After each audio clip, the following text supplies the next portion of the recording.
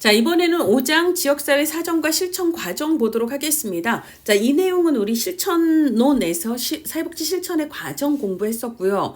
그 다음에 우리 조사론에서 욕구조사 방법 얘기했었잖아요. 걔랑 중복이 되는 내용이라고 보시면 되겠습니다. 자, 일단 사정의 의미는 알죠. 우리가 클라이언트의 욕구 혹은 문제, 강점 이런 것들을 파악, 규명, 발견, 형성하는 단계다. 이렇게 우리 공부를 했었잖아요.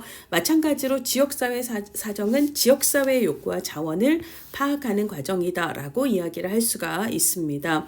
그래서 이제 지역사회의 문제 욕구는 정말 다양할 수 있죠. 그리고 다양한 방법을 통해서 욕구 조사를 할 수가 있습니다.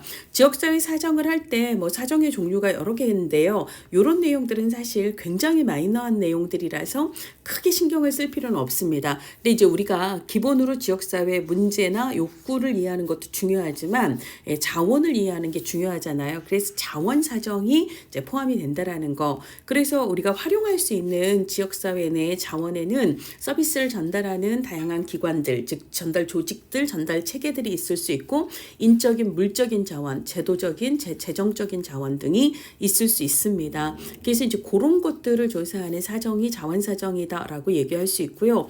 우리가 서비스 전달 조직이라고 하면 사회복지 시설을 대표적으로 들 수가 있습니다. 사회복지 시설 혹은 사회복지 기관뿐만 아니라 그 안에 이제 어떤 서비스들이 있는지, 그 다음에 자원봉사자의 수는 어떻게 되는지, 그 다음에 이제 기본으로 물적 자원 혹은 재정적 자원으로서 예산의 규모는 어떻게 되는지, 이런 것들을 다 자원 사정이라고 볼 수가 있습니다. 자, 지역사회 사정 방법으로 넘어가시면 이거는 우리 조사론에서 욕구조사 했던 거하고 같은 내용이에요.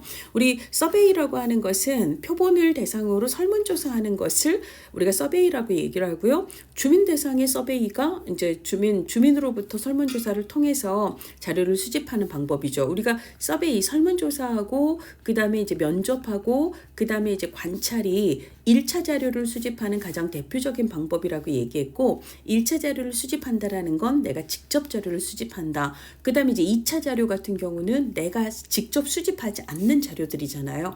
그냥 분석을 할 뿐인 거잖아요. 그래서 우리가 2차 자료는 분석이라고도 얘기를 하고 얘를 간접 수집, 자료 수집 방법이다라고 얘기를 한다라고 또 했습니다. 그러니까 서베이는 대표적으로 직접적으로 자료를 수집하는 방법이다. 맞는 얘기입니다. 초점 집단 기법하고 명목 집단 기법은 일단은 한 곳에 모여요.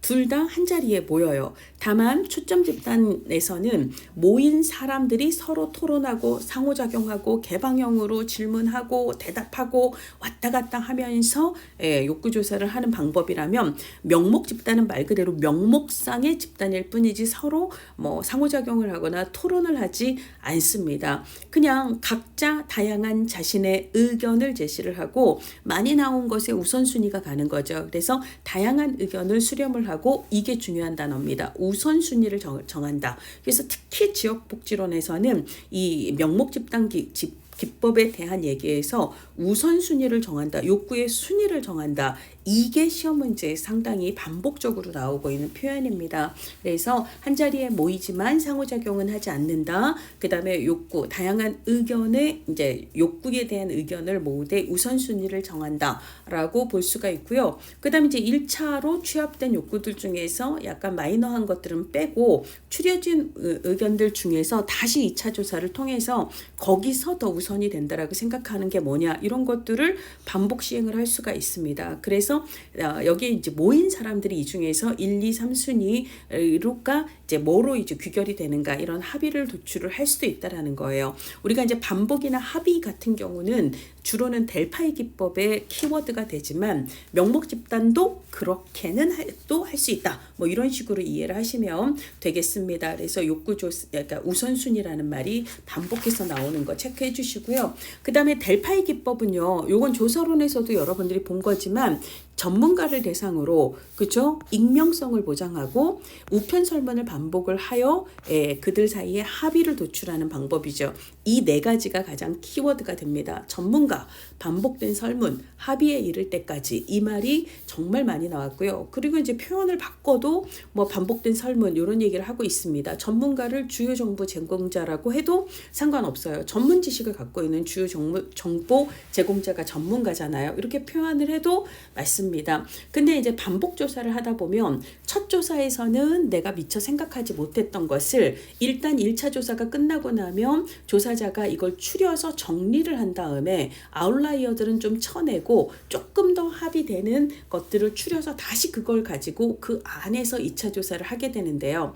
이 1차 조사 결과에서 추려진 내용들을 보고 나는 그 생각을 왜 미처 못했지? 이러면서 다른 사람들에 의해 제시된 우선순위의 욕구를 보고 그래 맞아 이게 맞아 이렇게 의견이 수정이 될 가능성이 있다라는 거죠. 근데 직접 만나서 듣는 건 아니지만 누구 의견인지는 모르지만 결과를 이제 회신을 받고 난 다음에 그걸 보고 수정을 해서 2차 자료에 참여를 할 수 있다. 2차 조사에 참여할 수 있다라고 보시면 되겠습니다. 처음에는 개방형 질문으로 시작을 해서 그 다음에는 이제 나온 의견들에서 아웃라이어들은 빼고 그렇죠? 그러고 이제 모여진 것들 중에서 이제 우선순위를 써달라 이런 식의 폐쇄형으로 구성해 가는 방식으로 진행을 합니다.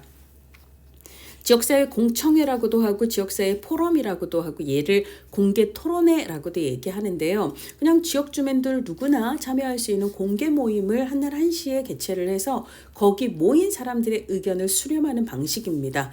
자, 그 다음에 주요 정보 제공자는 지역 문제를 잘 알고 있을 만한 사람을 대상으로 조사를 하는 것을 이야기를 합니다. 사회지표 분석은 대표적인 2차 자료 분석에 해당합니다. 그러니까 내가 직접 설문조사나 면접으로 확보한 자료가 아니라 정부기관이나 사회복지 관련 조직이 이미 수집해 놓은 기존 자료, 이것을 우리가 2차 자료라고 이야기를 하는 거죠. 그래서 나는 자료 수집에 관여를 하지 않는 비관여적인 간접적 자료 수집이다라고 얘기를 했었고요. 근데 어쨌거나 보통은 이제 공신력 있는 기관의 사회 지표를 사용을 하기 때문에 그걸 통해서 문제를 확인하거나 욕구를 평가하는 데 유용한 이렇게 쓸 수가 있습니다. 그 외에 이제 비공식적인 인터뷰라든지 민속학적인 방법이라는 것은요. 우리 질적조사에서 문화기술지라는 게 있었거든요. 문화기술지하고 같은 얘기예요. 민족지학 방법이라고도 하고 민속지학 방법이라고도 합니다. 특정 문화를 혹은 우리가 잘 모르는 특정 집단을 잘 이해할 수 있도록 도와주기 위해서 그들의 관점으로 그 문화를 잘 기술하는 것을 목적으로 하거든요. 그래서 그 안에 들어가서 참여 관찰하거나 그 안에서 비구조화된 면담 등을 해서 문화기술지를 보통 전개를 해나갑니다. 자, 그래서 그런 방법이 있을 수 있다라는 거고요.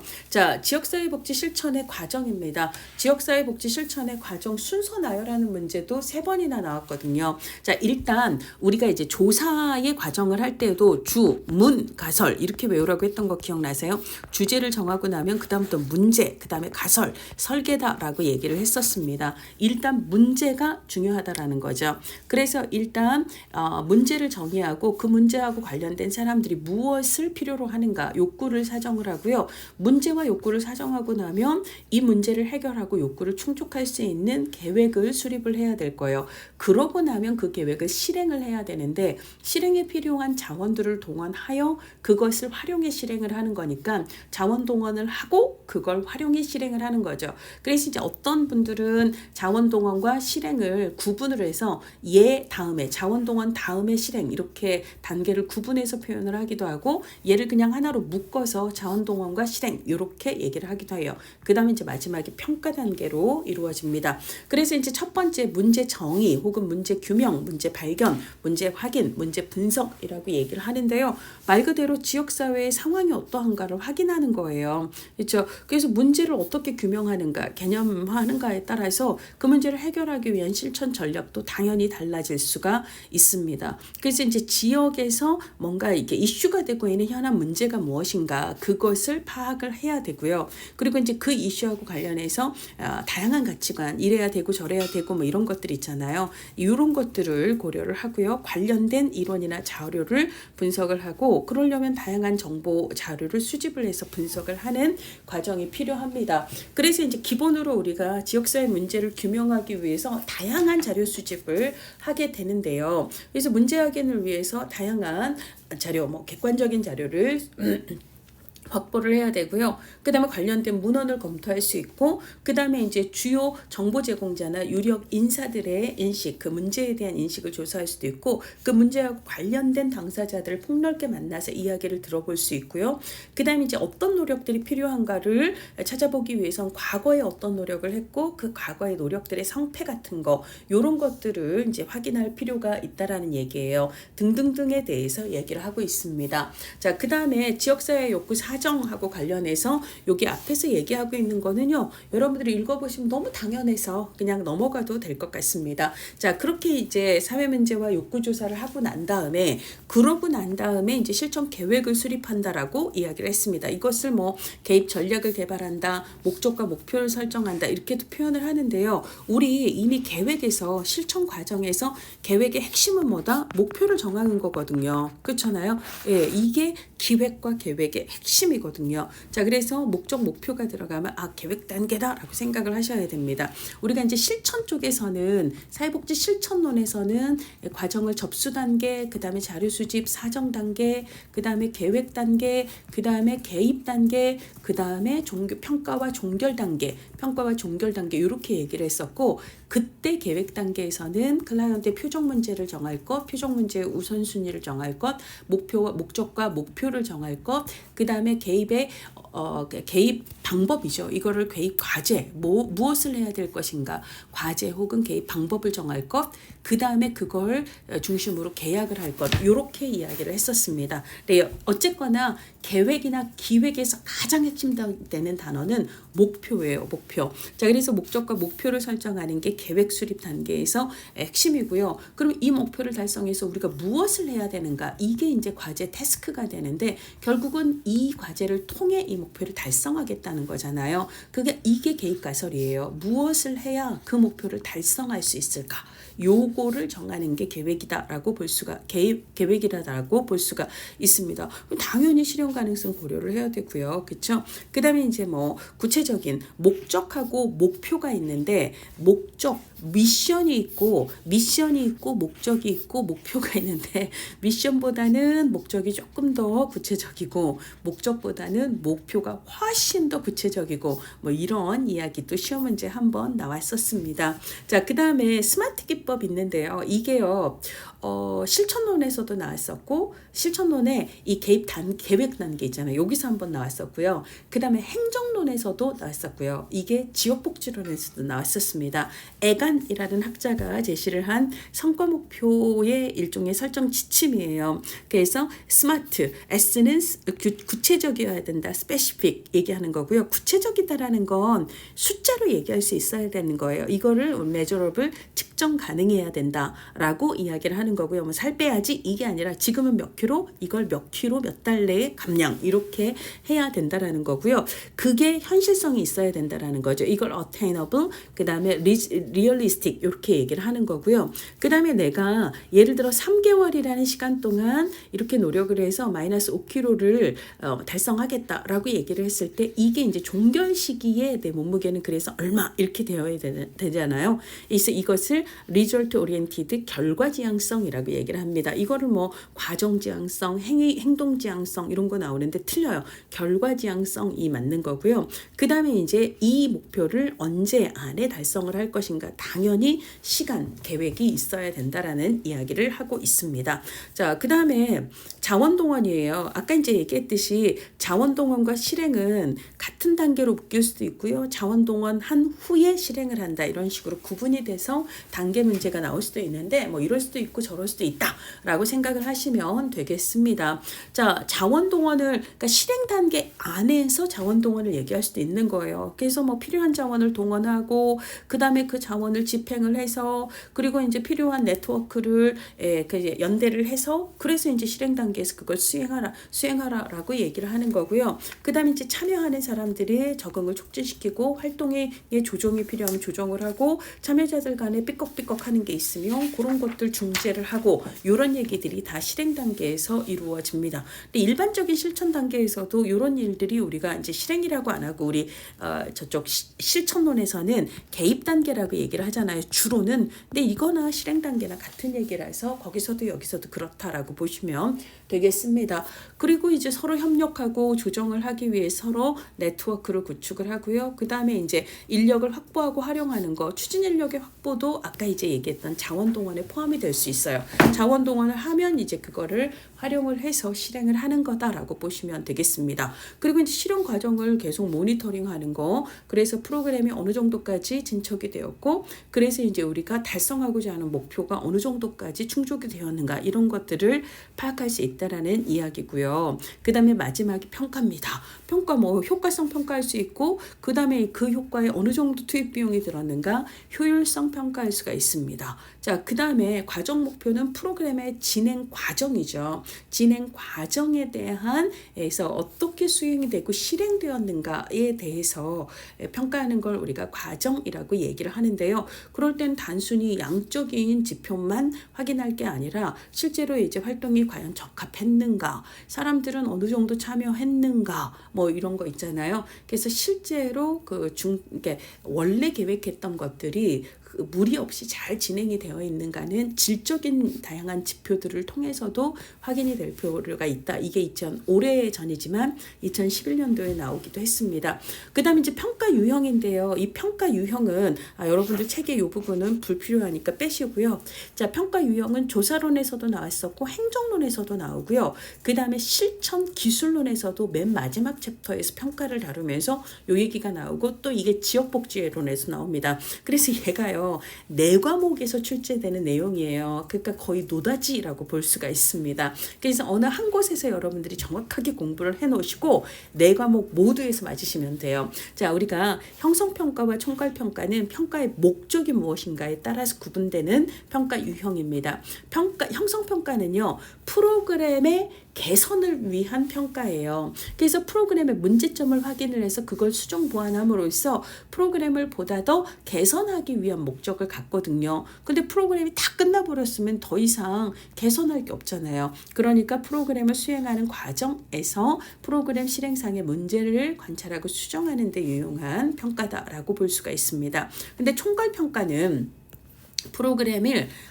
이 프로그램을 종합적으로 평가를 해서 앞으로 이 프로그램을 이후에 어떻게 할 것인가, 이런 것들을 평가하는 게 목적입니다. 그러니까 종합적인 평가를 하기 위해서는 프로그램이 종료된 후에 그 결과가 어떠한지 뿐만 아니라 효율성도, 지금 여기서는 시험에서 결과평가가 나왔지만 사실 결과평가는 쉽게 말하면 효과성을 평가하는 거잖아요. 근데 총괄평가에서는 그것뿐만 아니라 효율성까지도 다 포함을 합니다. 그래서 효과와 효율 혹은 결과평가와 효율성 평가를 종합적으로 한 후에 앞으로 얘를 계속해도 좋을지 말지를 평가하는 게 총괄평가라는 거죠. 자, 이 결과평가를 성과평가라고도 얘기를 하거든요. 그러니까 결과평가와 성과평가는 같은 얘기예요. 이 얘기는 프로그램이 소기 목적을 달성했는가, 효과가 있었는가라서 효과성 평가의 속성을 갖는다, 같은 얘기라고 보시면 되겠습니다. 자, 그 다음에 효율성 평가는요, 그 효과가 어느 정도의 투입 비용으로 달성이 됐는가, 그러니까 그 정도의 효과에 이 정도의 비용이 과연 적절하다라고 볼 수 있는가, 이걸 평가하는 게 효율성이라고 얘기를 할 수가 있죠. 그럼 우리가 효율성 평가를 위해서는 투입과 뭘 비교를 해야 돼요? 산출을 비교한다라고도 얘기하고 뭐 혹은 성과를 비교한다고 해도 상관없습니다. 근데 이제 투입은 보통은 우리가 비용으로 얘기를 하잖아요. 뭐 10만 원, 100만 원, 1000만 원 이런 식으로 화폐 가치로 보통 얘기를 하는데, 만약에 산출과 성과도 동일한 기준, 그러니까 비용이죠. 비용으로 화폐로 환산을 해서 동일하게 놓고 비교를 한다면 내가 1000만 원의 예산을 들여서 1500만 원의 지의 성과를 냈다, 이렇게 얘기하는 걸 우리가 뭐라고 불러요? 양쪽 편이 똑같아요, 기준이 똑같아요. 그래서 비용 편익 분석이다라고 이야기를 했었고, 자, 사회복지의 성과는 자존감의 향상이나 우울의 감소를 비용으로 환산하기가 힘들기 때문에 얘는 비용으로 두지 않고 단위당 비용, 그래서 한 명을 뭐 하는데 얼마의 비용이 들었는가 이렇게 얘기하는 걸 비용 효과 분석이라고 한다라고 말씀을 드렸습니다. 그래서 이제 그런 내용들이 조사나 혹은 실천 기술론이나 행정론에서 주로 나오고요. 이쪽 지역복지론에서는 그냥 이게 효율성 평가다 이런 식으로 투입 예산 대비 어쩌고 저쩌고, 그러니까 학교 아동의 출석률이라든지 이런 것들을 이제 비교하는 그 정도를 효율성 평가다라고 물어보는 그 정도가 나왔습니다. 자, 이번에는요 6장입니다. 지역사회복지 실천 기술을 이야기를 하도록 하겠습니다. 지역사회복지 실천 기술에서 이제 사회행동 나오는데요. 우리가 사회행동은 앞에서 갈등 이론 얘기하면서 사울 알린스키의 시카고 30년대 빈민운동 얘기를 했었고요.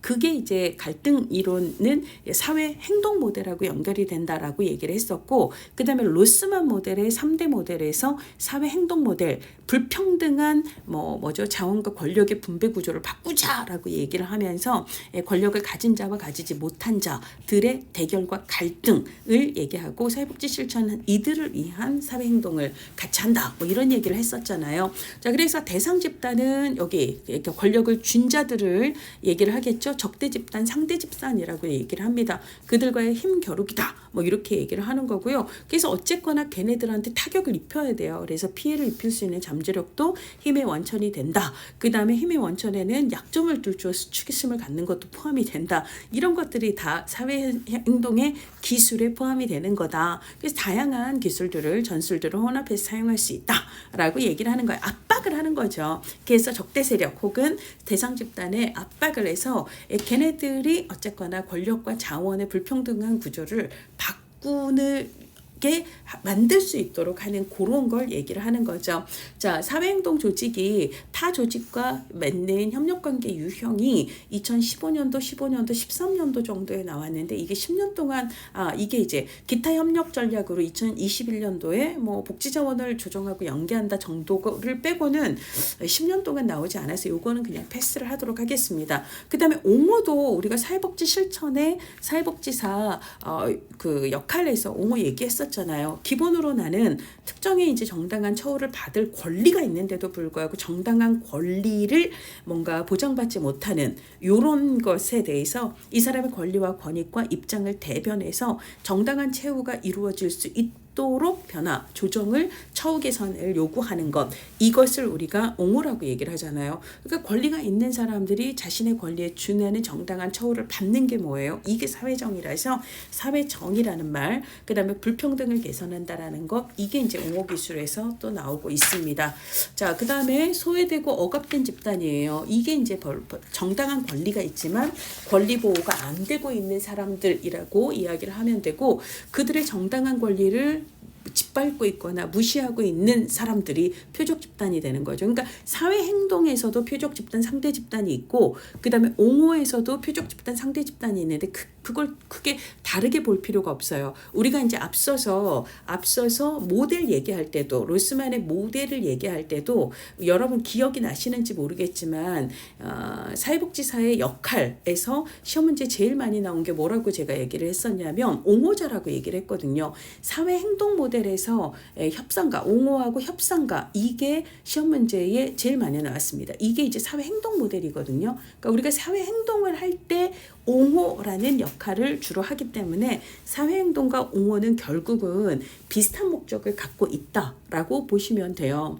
사회행동은 좀 맞서 싸운다 이런 느낌이 조금 더 강하다면, 옹호는 지금 내 클라이언트들의 취약한 권리, 이거를 보장하기 위해서, 이들의 권리 보장을 위해서 내가 뭔가 애쓴다, 이런 내용이 조금 더 강조가 될 뿐이지 사실 다 연결이 되어 있다라고 생각을 하시면 되겠습니다. 자, 그렇고요. 그래서 옹호의 구체적인 전술도 보면 이것도 이제 아까 사회 행동의 전술이라고 보시면 돼요. 그래서 설득을 할 수도 있고, 상대방을 증언을 청취할 수도 있고, 증언을 청취할 수도 있고, 보이콧을 할 수도 있고, 피켓팅을 할 수도 있습니다. 정치적으로 압력을 줄 수도 있습니다. 그러니까 이게 옹호의 전술이라고 해도 되고 사회 행동이라고 해도 상관없다는 거예요.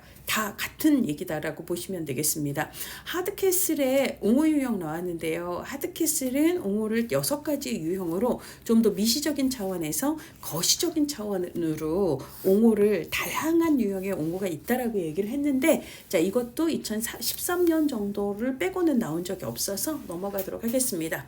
자, 이번엔 조직화예요. 조직화. 그래서 앞에서 계속 얘기를 했지만 결국 사람들을 동원한다, 모이게 해서 그들이 함께 움직인다라는 거거든요. 그걸 우리가 조직화라고 얘기를 할 수가 있습니다. 그래서 뭐 조직화 기술로 시험 문제 나왔던 2019년도 사례를 보면 저소득 장애인 취업 문제를 해결하는 과정에서 내가 해주는 게 아니라 당사자들이 문제의식을 느껴서 그들 스스로 문제를 해결하는 과정에 참여할 수 있도록 하는 거, 그들을 모이게 해요. 이것도 조직화 기술에 해당할 수 있고요. 그 다음에 지역 주민을 조직화해서 그들이 스스로 계획 홍보 진행을 하게 하였다. 이것도 조직화 기술이 되는 거죠. 그러니까 이 두 가지가 중요한 로스만의 모델이 우리가 이제 개발 모델이 있었고 계획 모델이 있었고 그 다음에 사회 행동 모델이 있었잖아요. 행동 모델이 있었는데 기본으로 얘는 전문가가 문제를 해결해 주는 과업 모델을 강조를 하고 과업 목표를 강조하고, 얘는 과정 주민들이 해 나갈 수 있도록 하는 걸 강조하고,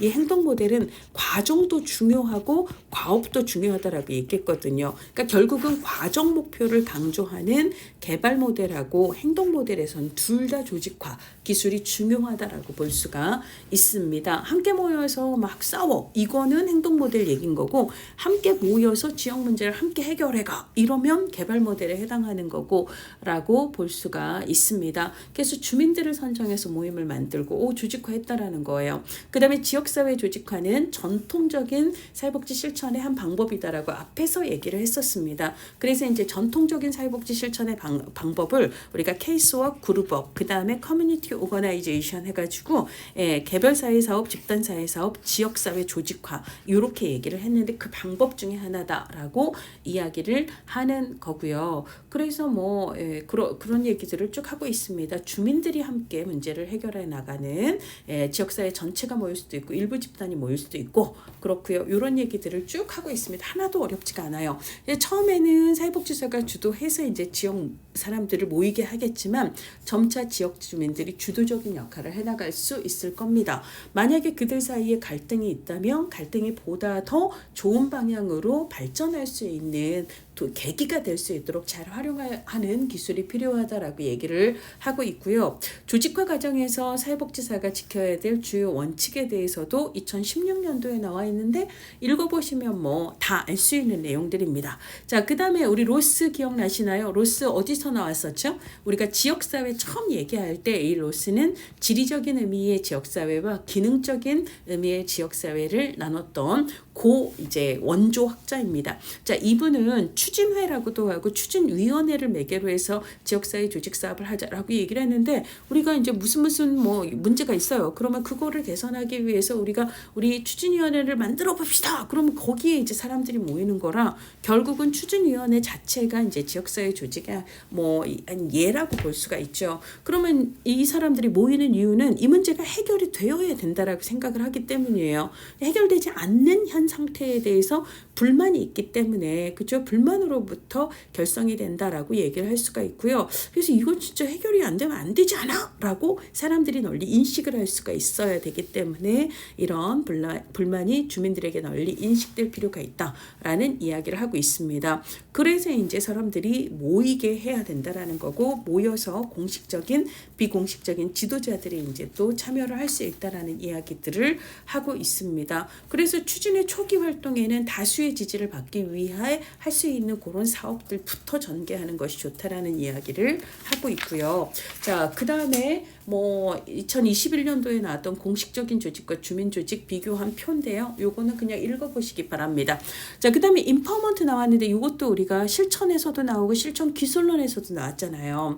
그렇죠? 그들 스스로 삶을 결정할 수 있는 이걸 통제권을 갖는다라고 이야기를 하죠. 이 인파워먼트 모델은 대표적인 강점 관점에 기반을 했다. 그래서 우리가 강권에 이렇게 외우라고 했죠. 강점 관점은 역량 강화 그리고 해결 중심 모델의 토대가 되었다라고 얘기를 했습니다. 그래서 이제 강점, 스스로 뭐뭐 할 수 있는 역량 이런 거 나오면 임파워먼트 바로 생각을 할 수 있어야 되고요. 우리 시험에서 특히 지역복지론 임파워먼트 시험에서 많이 나온 단어는 그 외에 의제, 그 다음에 의제, 혹은 이런 얘기예요. 그래서 공공의 의제, 복지 의제 이런 것들 있잖아요. 이런 것들을 만든다라는 말이 시험에서 반복적으로 나오고 있습니다. 그 다음에 의식을 고양하자, 으쌰으쌰하자. 그래서 우리가 인파워라는 말 자체가 파워를 키우는 거거든요. 파워를 키우는 게 이제 빌딩 파워가 되는 거고요. 역량을 키우는 거거든요. 역량을 키운다 뭐 이런 것들을 할 수 있고요. 그 다음에 기본으로 강점 관점이니까 강점과 자원을 포함을 하는 거고요. 그리고 임파워먼트의 과정을 우리가 실천론 기술론에서 뭐라고 외웠죠? 대발전. 그치요? 그래서 대화와 발견과 발전 혹은 발달의 단계를 거친다라고 해서 대화. 이 대화라고 하는 것은 달리 얘기하면 클라이언트와 사회복지사 사이에 협력적인 관계를 형성하는 것 이런 것들을 포함을 한다라는 거고요. 우리들의 목소리를 내자는 거예요. 우리가 함께. 그래서 이런 것들이고 그 다음에 자원을 동원하고 그 자원을 보다 더 확장하는 것. 이게 우리가 이제 발전 단계, 발견 단계, 발달 단계, 발전 단계에 해당하는 일이다라고 이야기를 했었습니다. 그래서 비교적 최근인 2024년에는 무력화되어 있는 클라이언트의 역량과 자원을 그래서 스스로 결정할 수 있도록 이렇게 얘기했거든요. 그러니까 무력이라는 건 파워가 지금 빠져 있는 상태예요. 그래서 역량, 파워를 주는 이런 것들을 하겠다라고 하면 임파워먼트의 키워드들이라고 볼 수가 있습니다. 그 다음에 네트워킹 연계예요. 이거는 이제 지역 자원들이 서로 그 네트워킹을 말 그대로 연계를 하는 것을 이야기를 합니다. 근데 이제 이때 네트워킹은 기본적으로 개별 기관의 정체성을 유지하면서도 필요시 팀 접근을 하는 거죠. 그렇죠? 그래서 개별 기관의 정체성을 유지하면서 팀 접근을 한다라는 말이 2011년도, 2012년도에 나왔습니다. 팀 접근 수행한다라는 말 2019년도에 또 나왔습니다. 자, 그래서 지역사회보장협의체는 민간과 공공에서 사회보장 혹은 사회복지 관련된 기관의 사람들이 모여서 지역의 현안 문제를 개선하기 위한 혹은 사회보장 시스템을 보다 더 구축하기 위해서 끈이 같이 연계해서 팀 접근을 하는 거잖아요. 그러니까 지역사회보장협의체는 네트워킹 기술을 활용한 대표적인 예라고 볼 수가 있습니다. 그럼 우리 여기서 시험 문제 하나. 지역사회보장협의체는 언제 생겼나요? 앞에서 우리가 역사 얘기하면서 말씀을 드렸습니다. 자, 지역사회보장협의체는 왜 생겼죠? 지역사회 복지 계획을 심의하려고. 그래서 제가 수신보고 얘기했습니다. 수신보고 제출. 지역사회 지금은 보장계획이고 처음에 만들어질 땐 지역사회 복지계획이었죠. 얘는 수립과 심의와 의회 보고를 거친 후에 제출을 하게 되는데 시도계획은 시도지사가, 시군구 계획은 시장군수구청장이, 시군구 계획은 시장군수구청장이 수립을 하고 시도는 지금은 이제 시도사회보장위원회 옛날에는 그게 시도사회복지위원회였거든요. 여기서 심의를 하면 되는데 이쪽은 심의할 곳이 없어서 이쪽에 심의를 하도록 하기 위해서 무엇을 만들었다? 지금은 지역사회보장협의체지만 그때는 지역사회복지협의체라는 이름으로 복지협의체가 만들어졌다라고 얘기했어요. 이걸 만들라고 얘기한 게 언제예요? 지역복지계획, 지역사회 복지계획을 수립하는 게 의무화됐던 거. 그래서 지계 수립하라고 누가 시켰다고? 2003년에. 그때는 무슨 법? 사회복지사업법에서 지역사회복지계획을 수립하라고 시켰어요. 그래서 영삼위가 지계수립 시켰어요. 그때 같이 법제화된 게 이겁니다. 지역사회복지협의체가 2003년 사회복지사업법에서 법제화가 됐고 이게 2년 뒤인 2005년에 만들어졌죠. 그러고 10년이 지나 2015년 7월에 사회보장급여법이 시행이 되면서 이름이 지역사회보장협의체로 바뀌었다라고 얘기를 했습니다. 자, 그 다음에 지금 보면 네트워킹 기법에서 신뢰와 호혜, 신뢰 이런 거, 신뢰와 호혜, 네트워크 막 이런 거 나왔잖아요. 그래서 아까 네 신호 이거 뭐죠? 사회자본 내 신호 기억나세요? 우리가 3장에서 이론들을 얘기했습니다. 자, 이론들 중에서 사회자본 이론 기억나세요? 사회자본 이론에서 거의 빠짐없이 나왔던 게 내 신호예요. 내 신호. 네트워크, 신뢰, 호혜성이 사회자본을 구성하는 가장 핵심적인 요소들이에요. 그리고 우리는 그 중에 여기서 네트워킹을 얘기를 하잖아요. 그래서 네트워킹의 친구들입니다. 신뢰와 호혜성이 네트워킹 기법에 아주 밀접한 키워드로 같이 나와 있어요. 그렇죠? 그렇게 나와 있습니다. 그리고 뭐 자발성을 촉진한다라든지 항상 강한 결속력을 가질 필요는 없어요. 개별 기관의 정체성을 유지하면서 필요시 이게 결속을 하는 거니까 이런 것도 맞는 얘기다라고 볼 수가 있습니다. 그래서 뭐 나머지 내용들 읽어보시고요. 그다음에 성공 요인도 뭐 자발성, 협력성, 그다음에 관리자 역할이 중요하고 목적이나 비전을 같이 공유할 수 있어야 팀워크가 잘 이루어지겠죠. 참여가 원활할 수 있어야 되죠. 당연한 얘기입니다. 그걸 통해서 지역의 사회복지 기관이나 그 시설이나 단체들이 유기적으로 잘 연계가 되어 있으면 그러면 협력과 연계 조정을 통해서 중복이나 누락을 방지할 수 있고 그다음에 인프라 구축에 필요한 시간과 비용을 감축할 수 있고 그래서 효율성이 증기될 수 있고 효율적이다. 통합성이다. 그다음에 관계망을 강화할 수 있고 아까 사회자본의 핵심은 내 신호, 네트워크 신호, 호혜잖아요. 이거 확대될 수 있고 신뢰 협력 네트워크를 형성함으로써 사회자본 강화에 기여할 수 있고 연대의식을 강화할 수 있고 다 이해할 수 있는 얘기입니다. 그래서 뭐 어려운 게 없어요. 그렇죠? 그다음에 자원개발 및 동원입니다. 우리가 이제 동원해야 된 자원이 되게 많지만 가장 크게는 물적인 자원하고 인적인 자원이죠. 그래서 물적 자원 주시는 분들 후원자 중요하고 인적 자원으로 자원봉사자들이 중요합니다. 이분들을 이렇게 동원하는 거 이런 것들이 이제 찾아내고 개발하고 동원하는 거를 얘기를 하고 있습니다. 그래서 이제 2021년, 2023년, 2025년 비교적 최근에 연달아서 사례 문제가 나왔는데요. 그래서 요지를 보면 뭐 사회복지사가 뭘 하고 싶은데 예산과 자원봉사를 확보하기 위해서 무슨 운영진에게 모임 개최를 요청했고 요거 자원동원하기 위해서 하는 거잖아요. 그 다음에 이제 2023년도 사례에는 독거노인의 따뜻한 겨울을 위해서 종교단체의 예산과 자원봉사 지원을 요청을 했어요. 이것도 자원을 동원하기 위해서죠. 그 다음에 대학의 봉사자, 자원봉사자를 요청을 한 거고요. 그 다음에 복지재단에 필요한 예산 확보를 하려고 해요. 이것도 그렇죠. 물적 자원과 인적 자원입니다. 돈과 사람이죠. 다 자원개발 및 동원의 사례로 최근에 나왔던 거고요. 자, 그 다음에 뭐 특징도 여러분들이 읽어보시면 당연히 조직의 신뢰성을 유지하고 그 다음에 뭐 이게 예산이나 물품 사용에 대한 투명성이 있어야 되고 그것에 대한 피드백이 있어야 되는 거죠. 그래서 그런 거고요. 쭉 읽어보시면 다 알 수 있는 내용이고 특히나 이 자원개발 기법은요. 행정론에서 더 자세하게 나옵니다. 예, 그래서 그 내용으로 여기 다 푸시면 되는 거거든요. 공익연계 마케팅도 행정론에서 마케팅 기법으로 나옵니다. 그래서 뭐 예를 들어 우리 집에서 빵 사면 수익의 1%는 뭐 지역의 뭐 불우한 이웃들에게 쓰입니다. 이런 것들 있잖아요. 그걸 통해서 기본으로 후원금도 얻을 수 있고 이렇게 돈도 얻을 수 있지만 그걸 통해서 기업의 이미지를 좀 더 좋게 하는 그런 기법으로 사용이 될 수 있다라는 이야기죠. 예. 자, 넘어가시면 되겠습니다. 그 외에 이제 기타 지역사회 복지 실천 기술들 얘기하고 있어요. 사회 행동 모델에서 아까 옹호 기법 쓸 수 있고요. 협상 기법을 쓸 수도 있습니다. 그래서 협상과 옹호자가 로스만이 얘기했던 사회 행동 모델의 사회복지 실천가의 기법 역할로 가장 많이 나왔다라고 아까 이야기를 했습니다. 자, 그다음에 이제 청원은 문제 해결이나 제도 촉구를 위해서 지역 주민이나 당사자들의 서명을 모아서 공식적으로 요구하는 것을 청원이라고 이야기를 하죠. 자, 그렇죠. 그래서 다수인의 서명지를 전달하는 게 청원에 해당합니다. 그다음에 이제 설득하는 기법을 사용할 수 있고요. 프로그램을 기획할 수도 있고, 그다음에 커뮤니티 프로파일링이에요. 그래서 이제 범죄가 아니라 커뮤니티에 대한 프로파일링이 되는 거죠. 그래서 뭐 지역의 특성, 자원, 인구 현황 이런 것들을 종합적으로 조사해서 문서화하는 것을 커뮤니티 프로파일링이라고 얘기를 합니다. 그래서 이제 그걸 위해서 지역사회의 지도를 그리거나 이제 문제를 시각화해서 이렇게 구성하는 방법을 사용할 수가 있습니다. 자, 그 다음에 이제 지역사회복지 실천에서의 사회복지사의 역할이에요.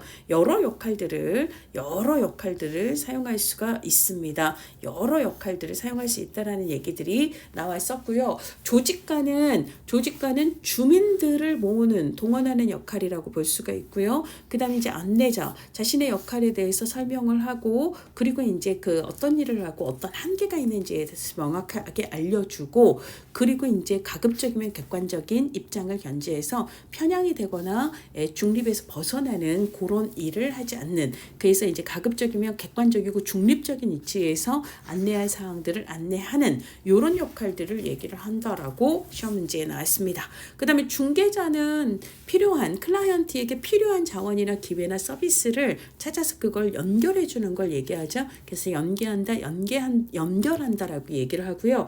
자원 연결자라고도 시험 문제에 나왔는데, 자원 연계자, 자원 연결자, 중개자는 다 같은 얘기다라고 보시면 되겠습니다. 자, 그래서 뭐 예를 들자면 건강이 나빠져서 일을 할 수 없는 사람에게 그 사람이 사용할 수 있는 급여와 서비스를 알려주고 연결해 주는 것, 이거는 중개자 역할이 되는 거고요. 그 다음에 중증 장애 아동을 양육하고 있는 부모에게 장애인 주간보호 서비스에 대한 정보를 제공을 해서 이용할 수 있도록 연계하는 것도 중개자 역할에 해당합니다. 조력자는 주로는 이제 로스만 모델 중에서는 지역사회 개발 모델에서 중요한 역할이죠. 조력의 핵심은요, 내가 해주는 게 아니라 그들이 스스로 할 수 있도록 지원하는 역할을 조력한다라고 얘기를 하거든요.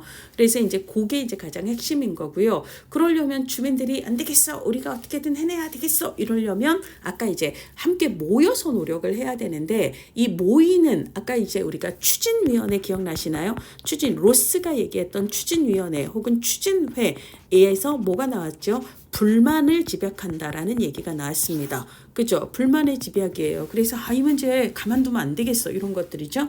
그래서 이제 조력자의 역할은 집단 내 다양한 집단들에 의해서 표출된 그런 불만을 집약하고, 그것을 해결하기 위한 사람들이 모일 수 있도록 조직화를 격려하고, 모인 사람들이 뭔가 일사불란하게 같이 노력할 수 있는 공통의 목표를 만들고, 그 다음에 갈등이나 이런 것들 없이 잘 굴러갈 수 있도록 조성을 하고, 이런 것들이 이제 조력자 역할에 해당한다라고 얘기를 했습니다. 물론 이 역할은 조직과 역할에도 해당이 될 수 있어요. 그죠? 왜냐하면 이거는 개별 실천이 아니라 집단 실천이기 때문에, 그러니까 지역사회 대상의 실천이기 때문에 한 사람이 아니라 주민들이 모여서 함께 해 나가는 걸 얘기하기 때문에 조력은 결국은 조직화로 연결이 된다. 조직과 역할하고도 연결이 된다라고 보시면 되겠습니다.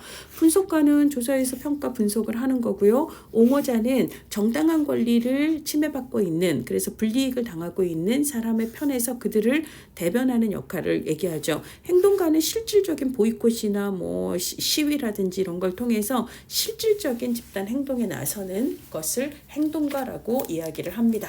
자, 그 다음에 사회치료자는요, 사회를 진단하고 말 그대로 치료하는 거예요. 진단과 치료라는 단어가 시험 문제 나왔습니다. 이것도 이제 2015년, 2024년 그렇게 딱 2번 나왔는데요. 그래서 이제 주민들이 진단을 통해서 규명된 특성을 이해하고 그 문제를 제거하는 것 할 수 있도록 원조한다라고 이야기를 합니다. 그래서 사회복지사는 낙후된 도시 지역을 대상으로 지역 진단을 실시하고, 그러고 협력을 방해하는 문제를 제거하도록 도왔다. 그래서 진단과 그 문제를 제거하는 이런 키워드가 나오면 얘는 사회치료자다라고 보시면 되겠습니다. 그 다음에 이제 합리적인 계획을 수립하는 거예요. 문제를 해결하기 위해서. 이거는 계획가가 되는 거고요. 그 다음에 이제 행정가 역할은 프로그램 운영 규칙을 적용하고 기획조정, 인사조정 이거 있잖아요. 이게 이제 행정론에서 나오는데, 포스틱과 RB라고 해서 플래닝하고 오거나이징하고 스태핑하고, 그 다음에 그러니까 디렉팅을 하고 그 다음에 이제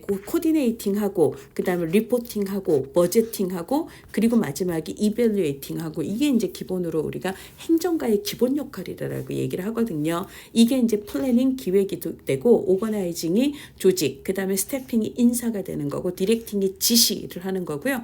코디네이팅이 이제 조정을 하는 거고 보고 리포팅입니다. 재정, 버제팅, 그리고 평가, 이밸류에이팅이죠. 요런 일들이 이제 행정가의 역할이다라고 이야기를 하고 있습니다. 그래서 뭐 업무를 조정하고 그 다음에 계획표를 작성하고 그 다음에 문서를 정리하고 역할을 부서별로 조직화하고 이런 것들, 그 다음에 평가하고 이런 것들이 다 여기에 해당하는 거거든요. 이거는 이제 행정가 역할이다라고 얘기를 하고 있습니다. 자, 그 다음에 이제 뭐 촉매자 넘어가셔도 되고요. 조정자는 말 그대로 조정이 필요할 때예요.